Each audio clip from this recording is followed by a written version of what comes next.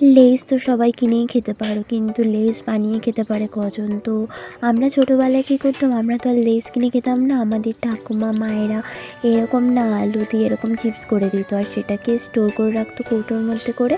সেটাই আমাদের সারা বছর দিত। আর সত্যি আমরা না খুব মন ভরে খেতাম, অত বায়নাও করতাম না তখন। তো আমি ভাবলাম আজকে কী করি, তো আমি কতগুলো আলু নিয়ে আজকে নিজেই ভাবলাম চলো আলুর চিপস বানাই লেসের মতন। তো আমি এখানে 500-র মতো আলু নিয়েছি। আলুগুলোকে ভালো করে ধুয়ে তারপর ছোকলাগুলো ছাড়িয়ে নিয়েছি। আর একটা কাটার দিয়ে আমি এটাকে স্লাইড করে কেটে নিচ্ছি। আর খেয়াল রাখতে হবে আলুটা যেন একদম পাতলা পাতলা করে কাটা হয়।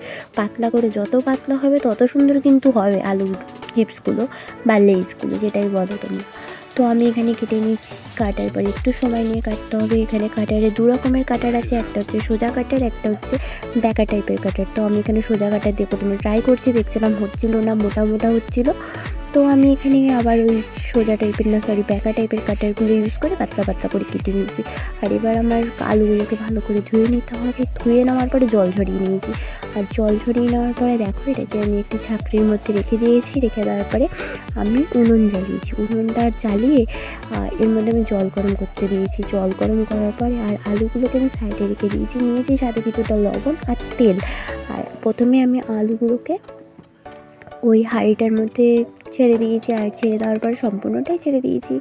ছেড়ে দেওয়ার পরে এর মধ্যে না আমি কিছুটা লবণ আর তোমার তেল ইউজ করছি, যেহেতু যাতে চিপচিপে ব্যাপারটা না আসে আর আলুটা একে অপরের সাথে যেন লেগে না যায়। আর লবণটা ইউজ করছি স্বাদের জন্য, পরে শুকিয়ে গেলে খুব টেস্ট হবে ওই কারণে। তারপরে আমি আলুগুলোকে মাঝে মধ্যে নাড়িয়ে দেখবো।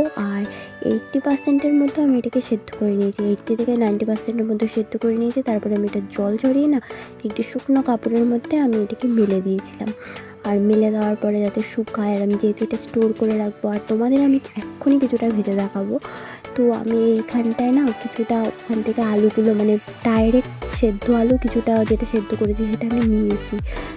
তো নিয়ে আসার পরে এখানে দেখো কতটা পাতলা পাতলা হয়েছে। আর এটাকে আমি একটু জলটা এপিট ভালো করে মুছে নিয়েছি। মুছে নেওয়ার পরে আমি না তারপরে উপর থেকে আরেকটু বিট লবণ এটার উপরে ছড়িয়ে দিয়েছিলাম। আর ছড়িয়ে দেওয়ার পরে না এটাকে আরেকটু রেখে দিয়েছিলাম যাতে লবণটা পুরো অ্যাবসর্ব করে নেয়, স্বাদটা যেন একটু ভালো লাগে। তো সল্টি ভাব হলে তো চিপসের মজাটাই তো আলাদা হয়। তো এটা দেখো কতটা পাতলা হয়েছে। আর পাতলা হওয়ার থেকে বড় কথা, এটা সেদ্ধ হওয়ার পরেও কিন্তু আমি খুব একটা সেদ্ধ করিনি যার জন্য ফেটে যাবে বা এরকম কোনো ব্যাপারটা। আমি কড়াইতে তেল গরম করতে দিয়েছিলাম। তারপরে এখানে চিপসগুলো আমি ভালো করে ভেজে নিচ্ছি। খুব একটা মানে হাই ফ্লেমে না ভাজলে হবে, একটু হালকা ফ্লেম করে ভাজতে হবে।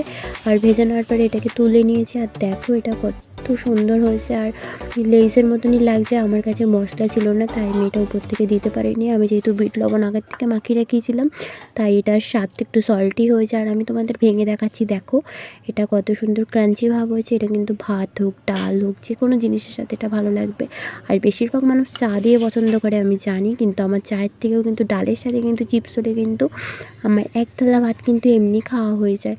তো আজকে যদি ভালো লাগে আমার এই ভিডিওটা অবশ্যই চ্যানেলটা সাবস্ক্রাইব করবেন, লাইক দেবেন আর আমাদের পাশে থাকবেন।